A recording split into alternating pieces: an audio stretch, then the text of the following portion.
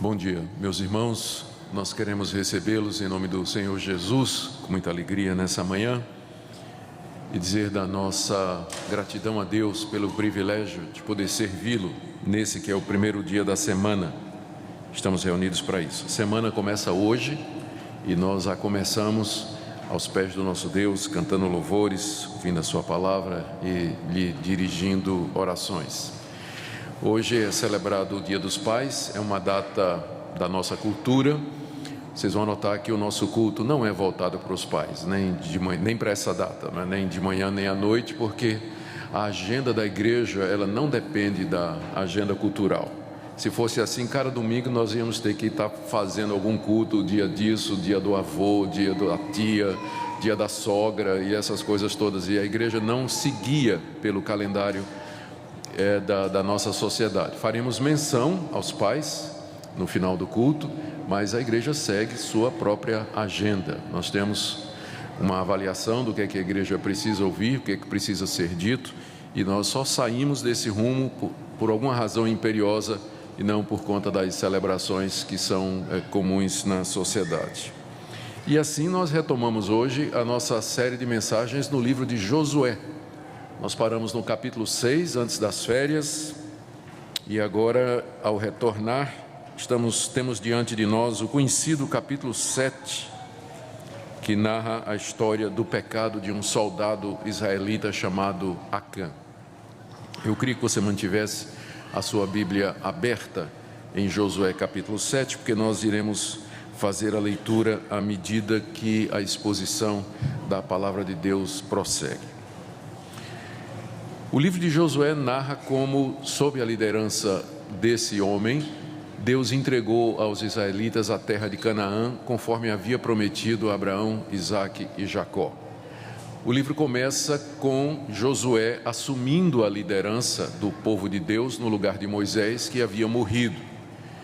E Deus aparece a Josué e lhe dá instruções e o encoraja, dizendo: lidere esse povo, leve esse povo para a terra prometida, porque onde pisar a planta dos seus pés, eu darei essa terra conforme eu prometi. E Deus colocou uma condição: você tem que observar todos os mandamentos, tudo que está escrito nesse livro, o livro da lei que eu dei a Moisés. Se você fizer isso, eu vou lhe abençoar e o seu caminho haverá de prosperar. E Josué de fato guardou a palavra de Deus. O livro todo nos narra como ele foi fiel a Deus em todo o seu ministério, no desempenho da sua função.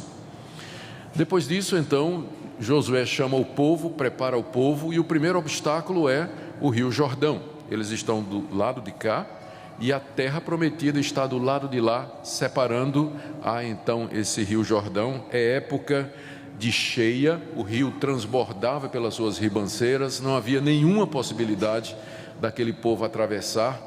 Nós não temos ideia da multidão, mas calcula-se entre 500.000 a 800.000 pessoas que estavam ali sob o comando de Josué. E Deus então, fortalecendo Josué, abre o rio Jordão,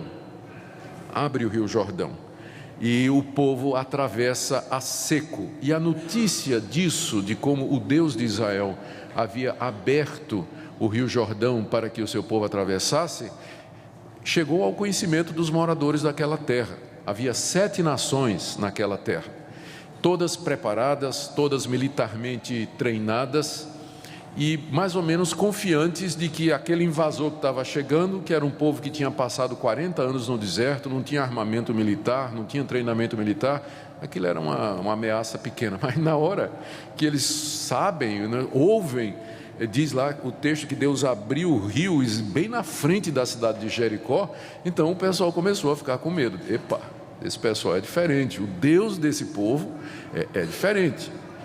E aí se fecharam, começaram a se preparar. E a primeira cidade que tinha que ser conquistada era a cidade de Jericó. E o capítulo 5 e 6 que nós já vimos, mostra como Josué chama o povo e prepara o povo para a guerra com Jericó. Circuncida aqueles homens que nasceram durante os 40 anos no deserto. A circuncisão era o selo da aliança de Deus com o povo. Celebram a Páscoa e Deus aparece a Josué na forma de um soldado, dizendo: eu estou aqui para comandar os exércitos. E Deus então dá a instrução a Josué. Ele diz: olha, nós vamos ganhar a cidade da seguinte maneira: você pega a arca da aliança, onde está a lei de Deus, coloca sobre o ombro dos levitas, e eles vão na frente do cortejo, e atrás vem os homens de guerra, na frente o louvor está sendo entoado. Vocês vão cercar a cidade durante 6 dias, não vão dizer uma palavra, vão só rodear a cidade durante 6 dias. No 7º dia, vocês vão rodear também, mas aí vocês vão gritar, e quando vocês gritarem, o muro da cidade vai cair, e vocês vão entrar e vocês vão tomar tudo. Vocês vão tomar a cidade, se apossar da cidade, vocês vão eliminar todos os moradores. E Deus disse a Josué: vocês não vão tomar nada precioso da cidade, ouro, prata, vestes, o que for de precioso, ninguém vai pegar para si, mas isso vai para o tesouro da casa de Deus. Deus com isso queria dizer: as primícias são minhas, né? A primeira vitória, a primeira conquista é minha, vai para mim. E também tinha um motivo prático, porque Deus em breve iria mandar que o povo construísse o templo, onde então a arca seria colocada, e para isso seriam necessários então aqueles recursos. E Deus disse: esse despojo, as coisas preciosas em Jericó são condenadas, são anátemas, não é para vocês. Condenada no sentido de que são condenadas para vocês, mas elas devem pertencer a mim.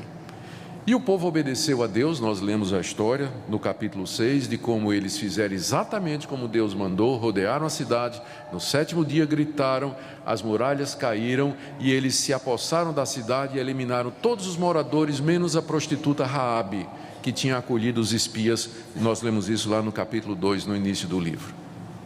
O capítulo 7 narra a história da desobediência de um soldado. Um soldado, no meio daqueles milhares, resolveu desobedecer a Deus. E ele se apossou de algumas coisas preciosas, tomou, escondeu na sua própria tenda. E com isso ele trouxe grande desgraça ao povo de Israel, porque a próxima cidade era uma cidade chamada Ai. Era uma cidade que estava no caminho, seria próxima, estrategicamente falando, a ser conquistada. Era menor do que Jericó e parecia ser uma conquista fácil, mas na verdade se revelou uma grande derrota para o povo de Israel. A lição do capítulo 7 é que o segredo da nação de Israel era a presença de Deus com eles. Eles eram inferiores militarmente falando às nações daquela terra. Eles não tinham estratégia, eles não conheciam a região, eles estavam em desvantagem com relação aos jebuseus, aos cananeus filisteus que habitavam em toda aquela região. O que daria a Israel a vitória era a presença de Deus. Deus era a arma, o segredo, a força da nação de Israel. Na hora que Deus já não estava mais com o povo, ele estava entregue às mãos dos seus inimigos. E aqui a gente pode dizer o seguinte: se vocês quiserem que eu resuma numa frase ou duas, o conteúdo do capítulo 7 é esse aqui: se Deus é por nós, quem será contra nós? Mas e se Deus for contra nós? E se Deus estiver contra nós? É isso que o livro ensina aqui no capítulo 7, e eu queria ver com vocês que só tem uma coisa que coloca Deus contra o seu povo, e não é pecado, é o pecado não confessado, é o pecado escondido, é o pecado que não é tratado. Esse coloca Deus contra o seu povo. Esse é o ensino do capítulo 7, por favor me acompanhe então na exposição. Eu peço que você faça isso em oração, porque ao final da exposição eu vou pedir que você se coloque diante de Deus em oração e que você examine sua vida com sinceridade e verdade diante de Deus, e pedindo a Ele para mostrar o Acã que talvez haja em você nessa manhã. O verso 1 nos narra a desobediência de Acã. Prevaricaram os filhos de Israel nas coisas condenadas, porque Acã, filho de Carmi, filho de Zabdi, filho de Zera, da tribo de Judá, tomou das coisas condenadas. A ira do Senhor se acendeu contra os filhos de Israel. O verso 1 narra a desobediência desse soldado. Se você avançar comigo até o verso 21, você tem aqui uma confissão do próprio Acã do que é que ele fez. Quando vi entre os despojos uma boa capa babilônica, 200 ciclos de prata, que dá 2 quilos de prata mais ou menos, e uma barra de ouro do peso de 50 ciclos, dá mais ou menos meio quilo de ouro. Então cobicei-os, tomei-os, e eis que estão escondidos na terra, no meio da minha tenda, e a prata por baixo. E aqui você tem a dinâmica do pecado. Olha o que é que Acã diz no verso 21. Primeiro ele viu. Segundo ele cobiçou. Terceiro ele tomou. E quarto ele escondeu. É assim que o pecado funciona. Nós primeiro colocamos os olhos onde não devemos. Em seguida cobiçamos aquelas coisas. Depois nós damos um jeito de tomá-las ou praticá-las. E finalmente nós escondemos os rastros, para que ninguém saiba que nós fizemos errado, porque a nossa consciência diz que está errado, e nós preferimos ocultar. Foi isso que Acã fez. Note, voltando para o verso 1, que Acã pensou que ninguém estava vendo, mas Deus estava vendo, e diz o texto que a ira de Deus se acendeu contra os filhos de Israel. Mas quem pecou não foi Acã? Por que a ira de Deus se acendeu contra o povo? Por que não diz: e Deus irou-se contra Acã? Mas diz que a ira de Deus se acendeu contra o seu povo. A resposta é a doutrina da aliança. Nós somos o povo de Deus, nós somos irmãos, nós somos partes da mesma família de Deus, nós somos o povo de Deus. O que acontece com um, acontece com todos. O pecado de um é o pecado de todos. Deus se ira contra o seu povo por causa dos pecados que estão lá no meio do povo e que não estão sendo tratados. A ira de Deus se acendeu, foi contra toda a nação, por causa de um homem. Quando você peca e você esconde, você pensa que nada está acontecendo, mas você vai afetar sua mulher, seus filhos, você vai afetar sua igreja, seu local de trabalho, as pessoas ao seu redor. O salário do pecado é a morte, e Deus está vendo. Você não pode fugir de Deus, você não pode esconder de Deus. Primeiro, desobediência. Segundo, derrota. Veja do verso 2 até o 5. Josué não estava sabendo de nada disso. Enviando, pois, Josué de Jericó alguns homens a Ai, que está junto a Bet-Aven, ao oriente de Betel. A cidade de Ai ficava uns 24 quilômetros, morro acima. Ele mandou os espias para lá, dizendo: subi e espiai a terra. Subiram, pois, aqueles homens e espiaram a cidade de Ai.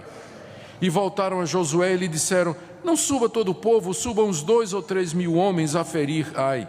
Não fatigueis ali todo o povo, porque são poucos os inimigos. Assim subiram lá do povo uns 3 mil homens, os quais fugiram diante dos homens de Ai. Os homens de Ai feriram deles uns 36. E aos outros perseguiram desde a porta até as pedreiras e os derrotaram na descida. E o coração do povo se derreteu e se tornou como água. Josué não estava sabendo o que é que tinha acontecido. Então ele mandou um grupo de espiões fazer reconhecimento, inteligência militar. Eles foram, olharam, voltaram e disseram a Josué: a cidade é pequena, ela não é tão grande quanto Ai, o número de soldados é bem melhor, ela está desprotegida. É verdade que está no alto de um morro, mas nós temos a vantagem. Então não precisa mandar os esquadrões inteiros, manda um pelotão que resolve. Um número pequeno de soldados toma conta daquela cidade. Eles estavam confiantes de que aconteceria com Ai a mesma coisa que tinha acontecido com Jericó, afinal Deus não era com eles. E Josué, a essa altura, diz o texto aqui que ele nem consultou a Deus, como costumava fazer, subestimou, não sabia o que estava acontecendo, pensava que Deus estava ao lado dele e diz: não, eu vou destacar aqui um pelotão que vai resolver isso aí. E soltou o seu exército, mandou lá um grupo de soldados para derrubar a cidade. Surpresa, os homens de Ai lutaram como leão, parecia que Deus estava com o pessoal de Ai, e não com mais o seu povo.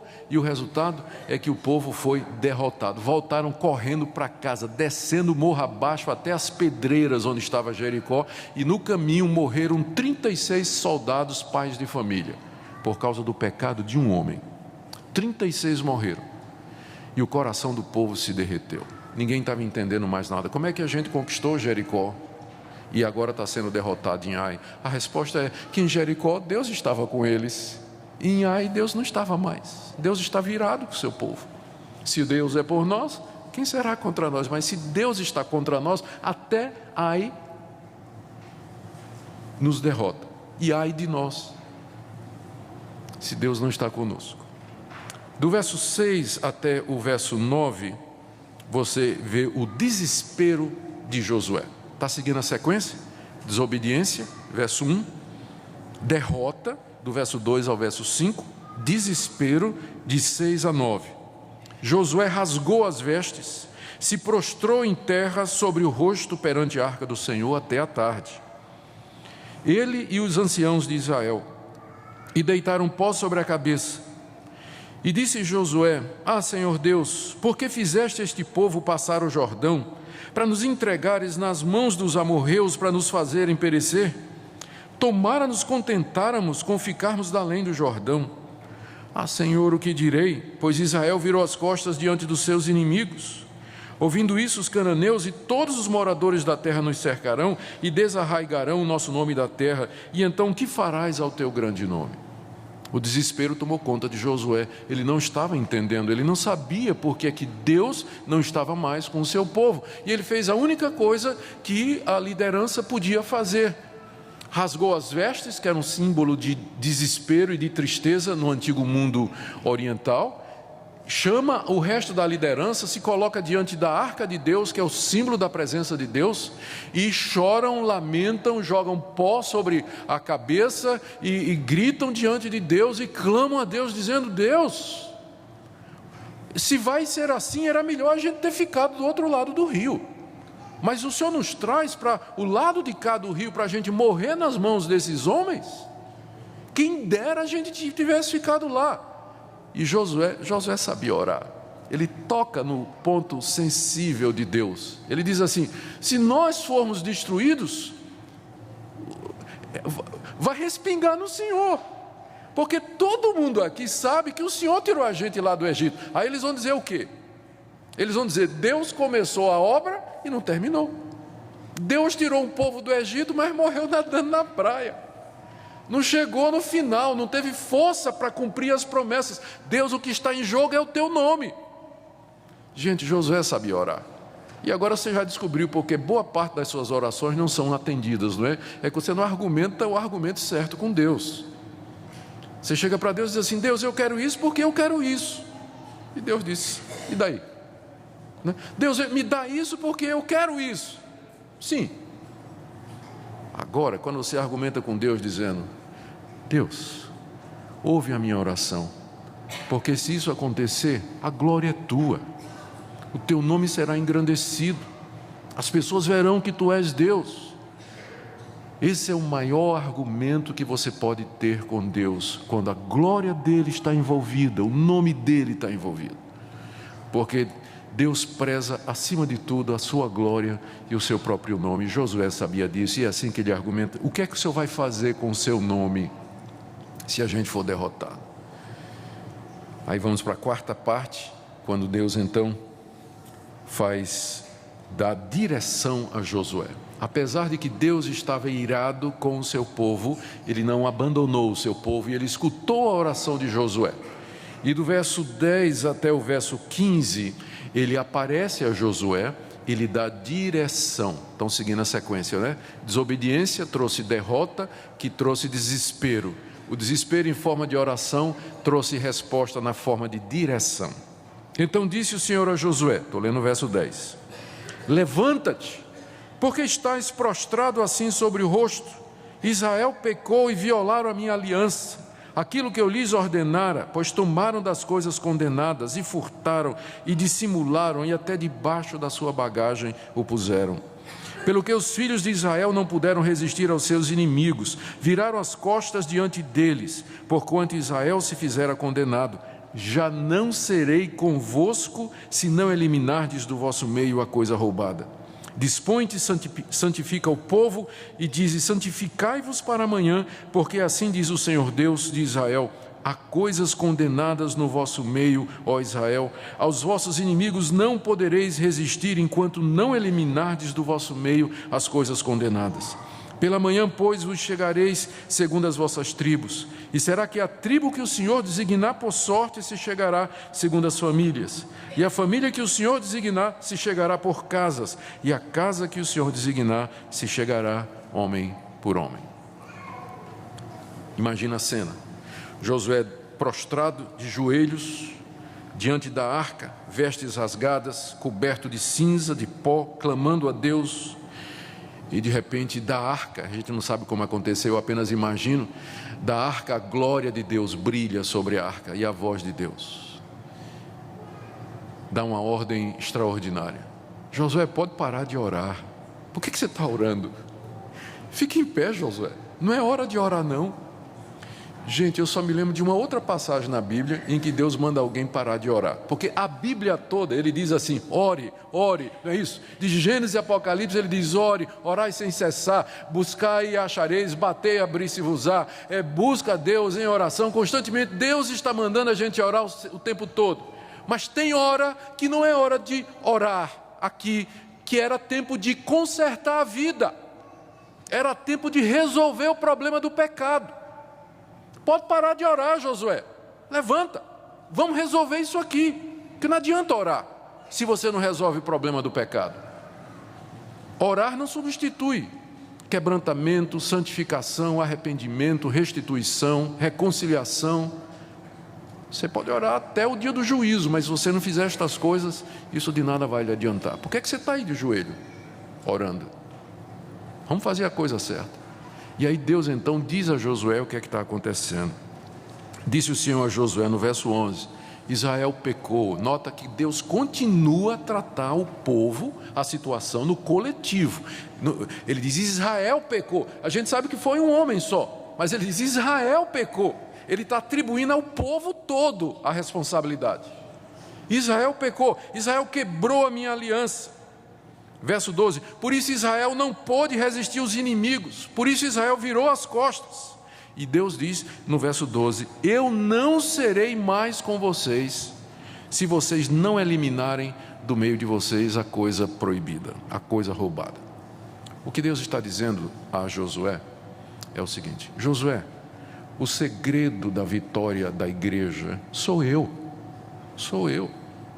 É a minha presença, é a minha graça, é o meu poder que faz com que o meu povo seja vitorioso.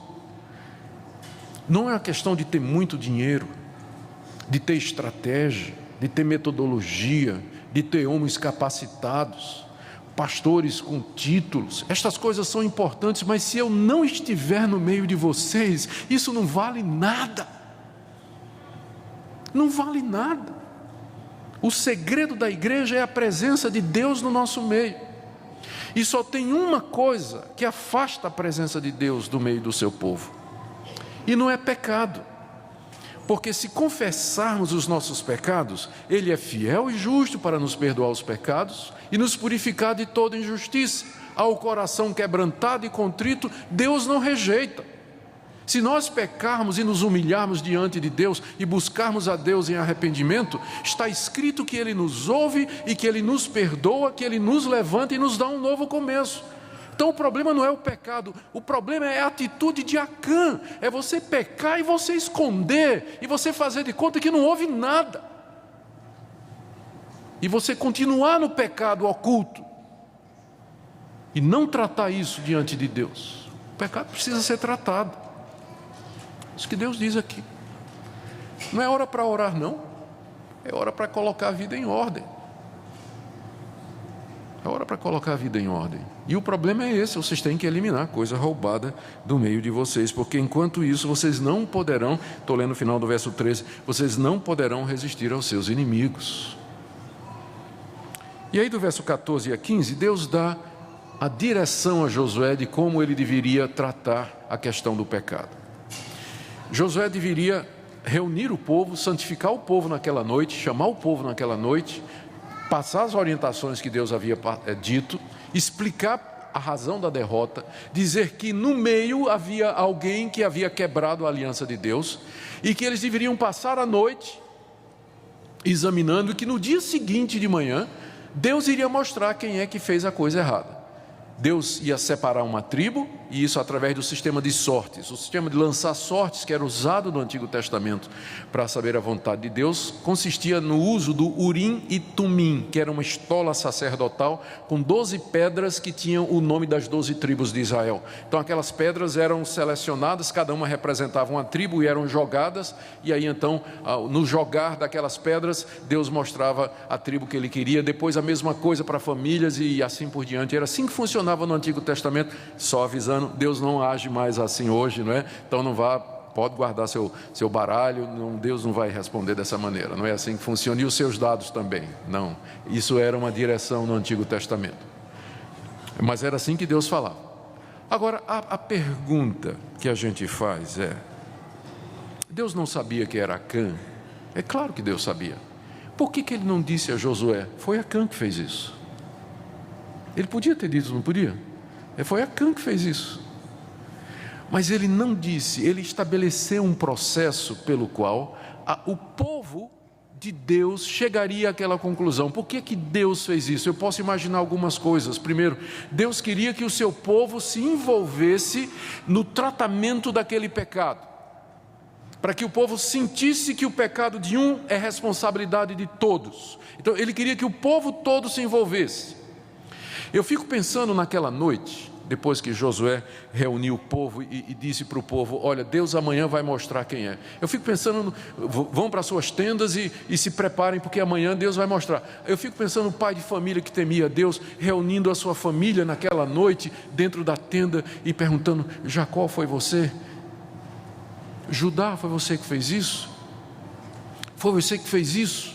Levi, quem fez isso? Vamos examinar os corações. Aquela foi uma noite de autoexame. Aquela foi uma noite de sondar os corações, em que os israelitas se colocaram diante de Deus, fazendo aquela pergunta que um dia os discípulos de Jesus fariam na noite da ceia: porventura sou eu aquele, o tropeço para o povo de Deus? Será que sou eu que estou sendo o Jonas no fundo do barco, levando o barco a pique? Será que sou eu, Deus? Sonda meu coração. Eu quero ser uma bênção, eu não quero ser um tropeço para o teu povo.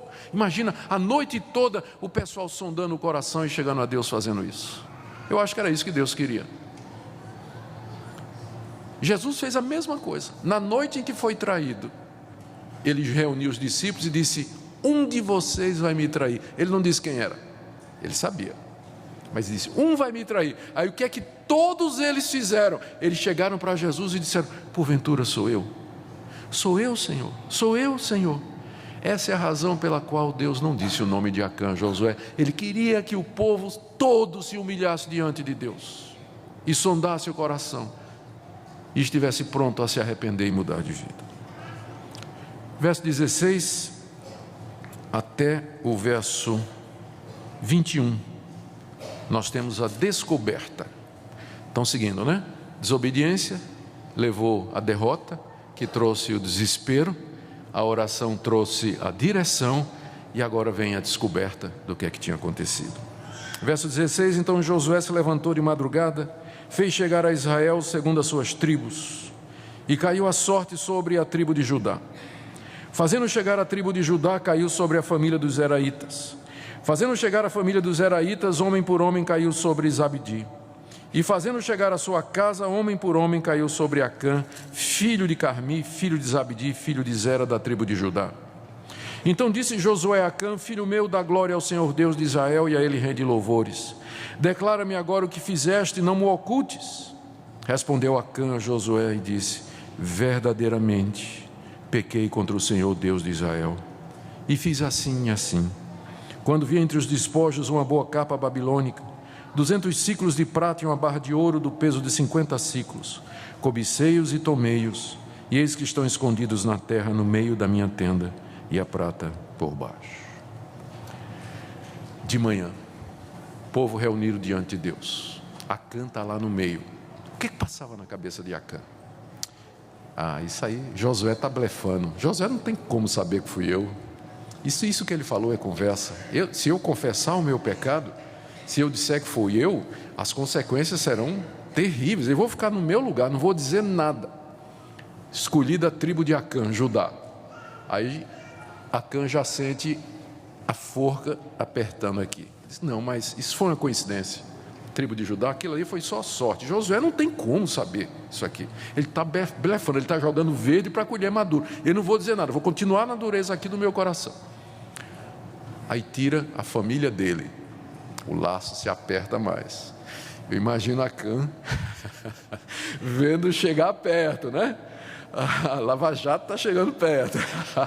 Vai chegando. E Acã ali naquela situação, né? E ainda nada. Finalmente sai a casa do pai dele. E Acã vê que não tem mais jeito. E quando entre os homens, seus irmãos, sai o nome dele, Acã então cai a ficha. Ele foi pego. Ele foi surpreendido. Agora ele foi identificado. Agora não tem mais o que esconder. E, ao que parece, é naquele momento que cai sobre a cabeça de Acã a consciência do que ele havia feito. A consciência do que ele havia feito. O seu coração se quebra. Eu digo isso porque quando Josué o confronta, ele diz no verso 20: verdadeiramente pequei contra o Senhor Deus de Israel e fiz assim e assim. Ele dá todos os detalhes. A confissão que Acã fez naquele momento me parece uma confissão de alguém que está verdadeiramente arrependido. Ora, por quê? Primeiro, ele não botou a culpa em ninguém. Porque se ele não tivesse arrependido, ele ia dizer assim: eu roubei, mas a culpa é da minha mulher. O senhor precisava ouvir o que minha mulher passa o dia todo dizendo: oh, a mulher dos outros soldados se vestem bem, e eu aqui vestido esses trapos, você não cuida de mim, você não tem dinheiro. Ele podia ter dito isso: a culpa é da minha mulher que ficava em cima de mim para eu ganhar mais. E eu vi aquela chance de dar para ela a viagem de turismo lá para Jericó, que ela estava querendo, e foi destruída agora, né? Ele não colocou a culpa na mulher, ele não colocou a culpa em Josué, dizendo: Josué, também com o salário que você paga, você queria o quê? Com o salário que a gente recebe? Ele não colocou a culpa em Josué, ele não colocou a culpa na mulher dele, não colocou a culpa em Deus, ele assumiu. Quando alguém está confessando um pecado e vem aquela palavrinha mas, eu já fico desconfiado que o arrependimento não é verdadeiro. Pastor, eu pequei, mas... não é, porque quem está arrependido, ele assume: eu pequei contra Deus, fui eu, responsabilidade é minha. Essa é a primeira coisa. Segunda, quando ele deu a descrição, ele disse exatamente o que é que ele tinha feito. Já tratei de casos, infelizmente, de adultério, em que o marido foi apanhado, né? negou, finalmente ele foi apanhado, e conversando com ele, ele disse: pastor, de fato eu traí minha mulher, eu estou arrependido por isso, né? Você traiu? Traí minha mulher, pastor, eu fiz isso, eu sei que eu errei muito mais. Aí me deu um estalo assim, eu perguntei: e foi a primeira vez? Ele disse: pastor, já que o senhor perguntou, não foi não. Eu disse: aí me deu outro estalo. Eu disse: e foi com a mesma mulher ou com outra? Pastor, já que o senhor perguntou, foram as 3 ou 4 mulheres. Estava arrependido o cidadão? Acho que não, né?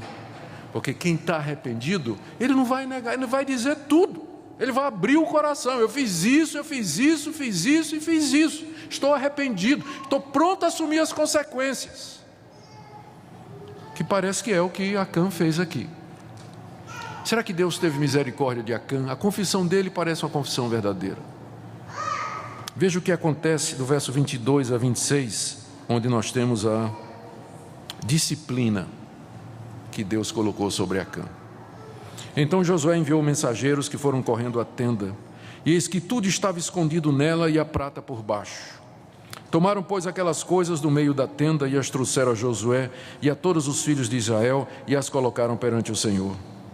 Então Josué e todo Israel com ele tomaram Acã, filho de Zera, e a prata e a capa e a barra de ouro, e seus filhos, suas filhas, seus bois, seus jumentos, suas ovelhas, sua tenda e tudo quanto tinha, e levaram ao vale de Acor. E disse Josué: por que nos conturbaste?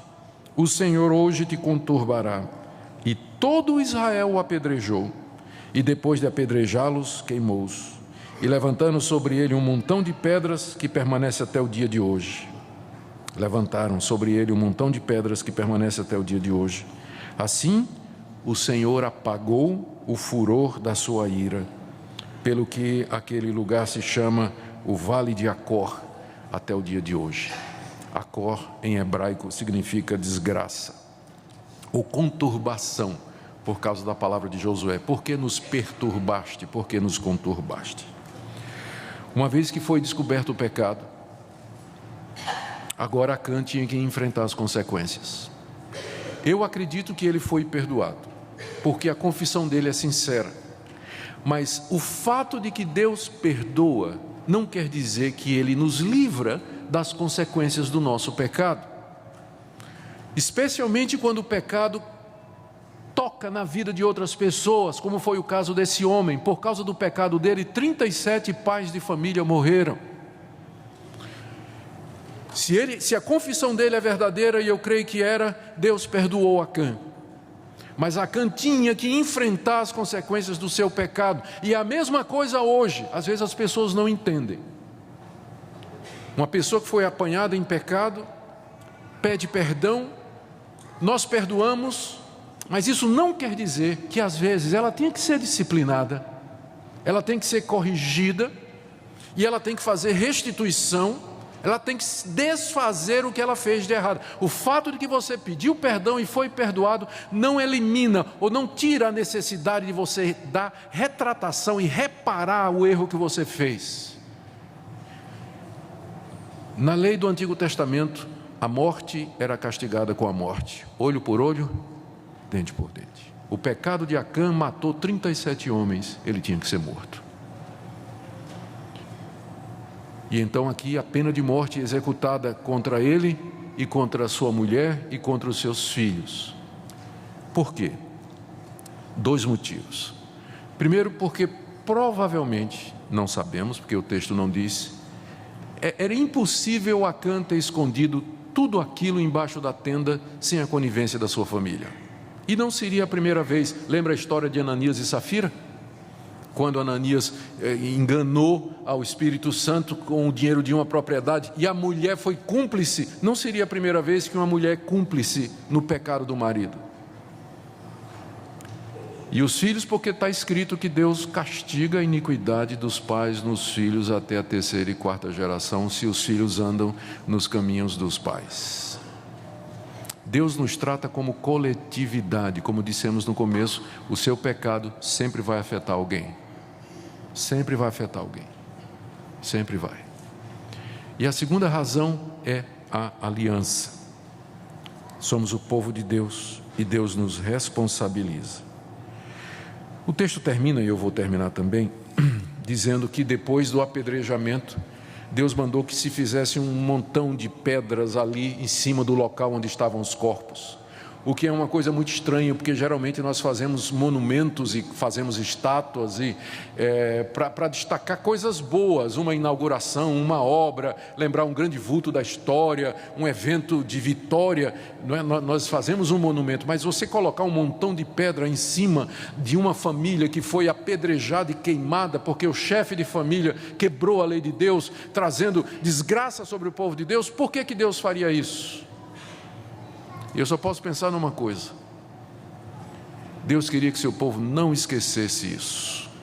Eu fico imaginando dali a 10, 20, 15 anos, 30 anos, depois da morte de Josué, um pai israelita passando pela estrada de Jericó, passando em frente ao vale de Acor, lá na frente, e vendo aquele montão de pedra, o menino puxa assim a manga da túnica do pai e diz: papai, que coisa estranha, essas pedras aí, o que é? O que é que isso representa? O pai parava, botava o filho no colo e diz: meu filho, eu vou te contar a história de Acã. Eu vou te contar a história que ensina que se Deus é por nós, ninguém é contra nós. Mas se ele estiver contra nós, nós estamos perdidos, filho. Essas pedras, elas nos dizem que o nosso segredo é Deus conosco, e que só tem uma coisa que nos coloca Deus contra nós, que é o nosso pecado oculto. Filho, nunca deixe de colocar a sua vida em ordem diante de Deus. Confesse os seus pecados, viva uma vida limpa diante de Deus. Eu queria convidar você nesse instante a curvar sua cabeça. Eu queria que você orasse, queria que você tirasse um tempo agora diante de Deus, fazendo essa pergunta: Senhor Deus, existe alguma coisa no meu coração que precisa ser mudado? Talvez seja um momento que você já sabe do que é que eu estou falando, você já sabe o que é que está na sua vida. Talvez seja a hora agora, nessa manhã, de você dizer: Deus, eu vou acabar aquele relacionamento que é uma pedra de tropeço. Deus, eu vou restituir aquilo que eu tenho e que não é meu. Deus, eu vou me reconciliar com aquela pessoa com quem eu não falo e que eu detesto. Deus, eu vou fazer o que eu tenho de fazer, mas eu não quero ser um tropeço na vida do teu povo, da minha família e dos meus amigos.